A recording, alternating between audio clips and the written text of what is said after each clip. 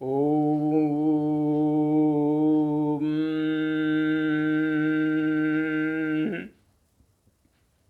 ओम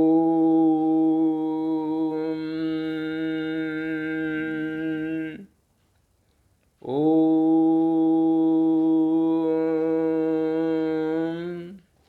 शांति शांति।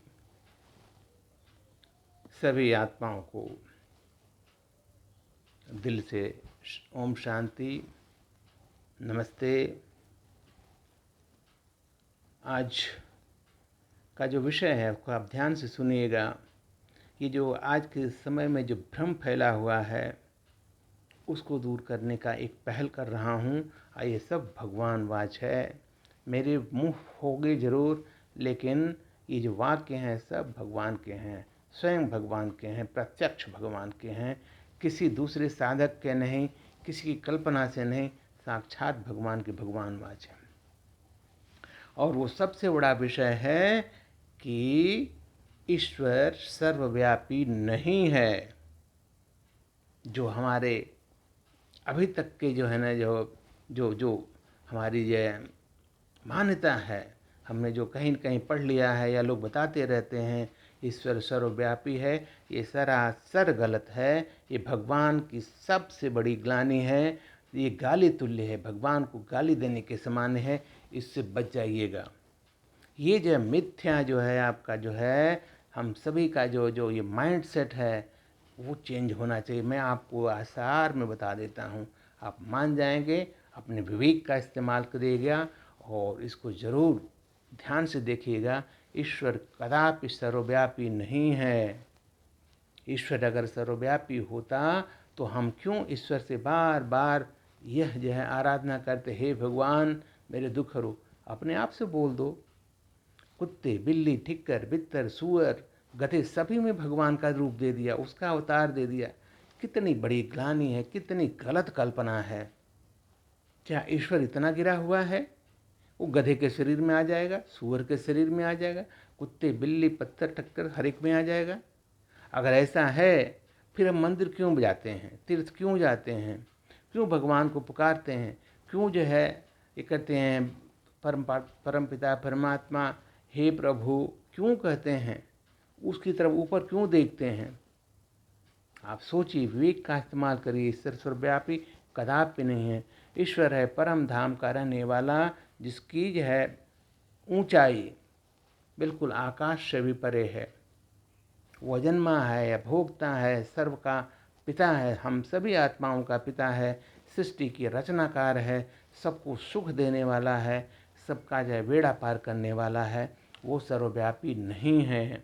अगर आपको जो है ईश्वर पाना है, आपका जो भी साधन है, आज जैसे मंदिर में जाते हैं, तीर्थ में जाते हैं, भगवान कहता है वो भगवान को नहीं पहचानते, वो देवता के मंदिर में जाते हैं, देवी के मंदिर में जाते हैं, लेकिन भावना है कि वो भगवान के मंदिर में जा रहे हैं। इसलिए मैं उनकी विनती सुनता हूँ और उनको क्षणिक समय के लिए, कुछ समय के लिए सुख शांति की अनुभूति कराता हूँ। लेकिन अगर स्थायी रूप से, परमानेंट से उनको सुख शांति चाहिए तो मुझे पहचानना पड़ेगा। भगवान कौन है वो जानना पड़ेगा। देवता भगवान की रचना है ये समझना पड़ेगा। भगवान कहाँ रहता है, उसका स्वरूप क्या है, उसका कार्य क्या है, उसकी जो है क्या बोलते हैं हम ऑक्यूपेशन क्या है, वो कब आता है धरती पे, क्या करता है, ये सब समझना पड़ेगा।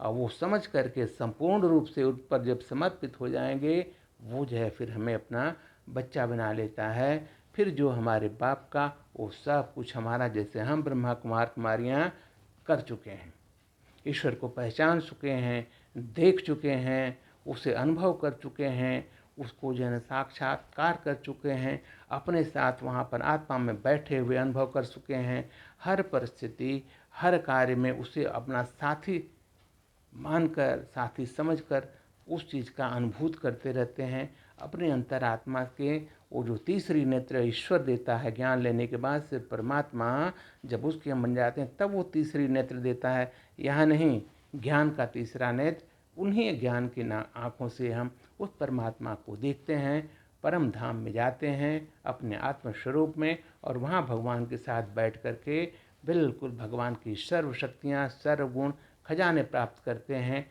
स्नेह की असीम किरणों द्वारा भरपूर हो जाते हैं और फिर भगवान वही निराकार शिव के प्रकाश को लेकर विश्व को पूरी सुख शांति और पवित्रता के वाइब्रेशन देकर सबको सुखी और स्वस्थ बनाते हैं।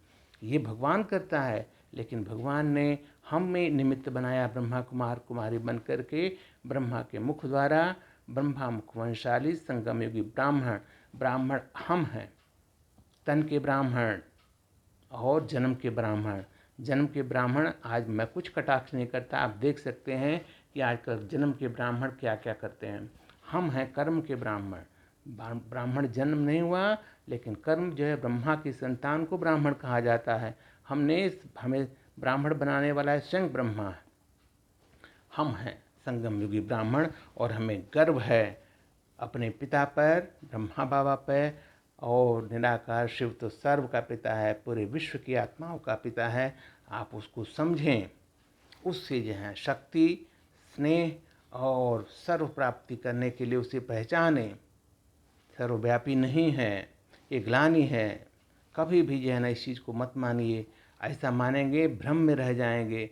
और ये देखिए कितनी डबल स्टैंडर्ड बातें हैं। एक तरफ कहते हैं कि सर्वव्यापी हैं, दूसरी तरफ मंदिरों में जाते हैं, तीर्थ में जाते हैं, आराधना करते हैं, तपस्या करते हैं। क्यों?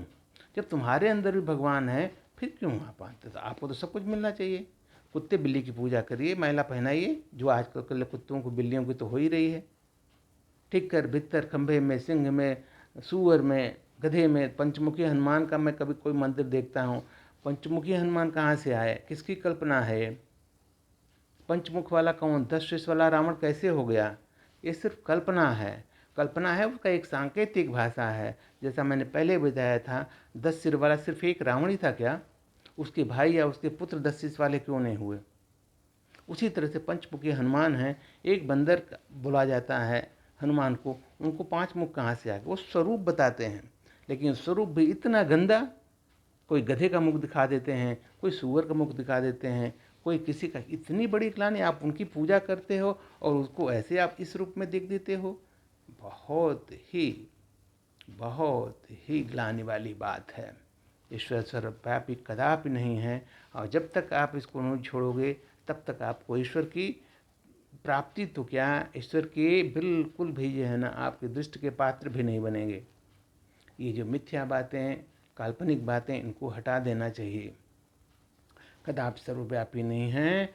ईश्वर भगवान अजन्मा है, अभोक्ता है, निराकार है, निर्विकारी है, पूरी सृष्टि का जन्मदाता है, सृष्टि का रचनाकार है, सृष्टि के आदि मध्य अंत का ज्ञान बताने वाला है, सर्व आत्माओं को सुख देने वाला है, सर्व आत्माओं को दुख से निकाल करके अपना स्नेह दे करके उन्हें एक सच्चा और सुखद जीवन देने वाला है।